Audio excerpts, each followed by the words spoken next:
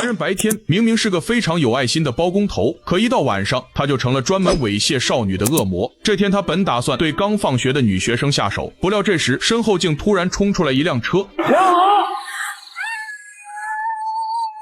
警察，别跑！虽然追上来的警察并没有抓到他，但是隔天警方却依然通过线索找到了他负责的工地。不过好在警察并不是来找他的。江连红呢？哦，那个他走了。那个今天是瓦工的最后一天活，所以他干完就走了。原来警方通过前几起的少女遇害案分析，发现凶手很有可能就是在工地装修的工人，于是又通过大数据的排查，锁定了曾有前科的强奸犯江连红。虽然男人慌里慌张的样子很快就引起了叶谦的怀疑，但由于男人很快就帮他们将江连红给叫了回来，所以当时叶谦也就没有说什么。只是让他怎么都没想到的是，经过 DNA 的比对，结果发现江连红并不是凶手，可江连红却一口咬定人就是自己杀的。是我干的。为什么撒谎？我没说谎。你看到勒痕照片的时候就已经知道是谁了吧？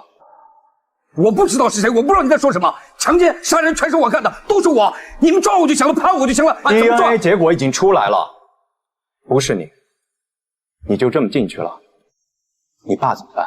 不料，就是叶谦的这一句话，竟让整个警局得知了一个惊天大秘密，那就是20年前因强奸被判入狱的他，其实也跟今天一样是个无辜之人，而这一切都只因他的父亲。我爹跟我说：“儿啊，认了吧。”因为施暴者江红海是村长的儿子，再加上受害的女孩一口咬定是江连红所为，并且还直接拿出了他的裤衩子作为证据，于是无奈的他也只好承认了强奸犯的罪名。但是直到后来他才知道，受害者女孩其实就是江红海的女友，只因女孩的父母已经报警，所以两人便将这一切都诬陷在了江连红身上。只是江连红从里面出来以后，江红海不仅经常拿钱救济他，而且承诺只要他在1天，就会替江连红患了尿毒症的父亲出医药费。所以当江连红看到照片上的女孩跟之前在工地上看到的女孩一模一样时，他便立马就知道了这些人都是江红海祸害的。为了父亲能继续治疗，所以无奈的他也只好承认都是自己做的。知道这些的警察立马就对江红海展开了抓捕，只是让大家没想到的是，江红海竟早就已经逃得不见了踪影。不过能肯定的是，他并没有离开这个城市。与此同时，江连红也给警方提供了一个重要的线索。